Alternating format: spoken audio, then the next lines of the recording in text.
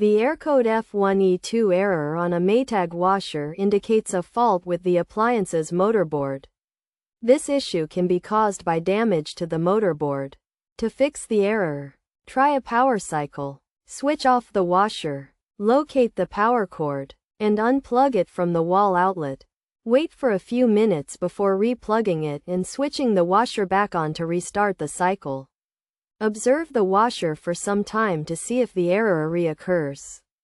If accessing the power cord is not possible, disconnect the power supply by turning off the circuit breaker or unplugging it from the socket. Wait for up to a minute, and then reconnect the washer to the power supply. Restart a new cycle and monitor the washer to confirm the error does not reappear.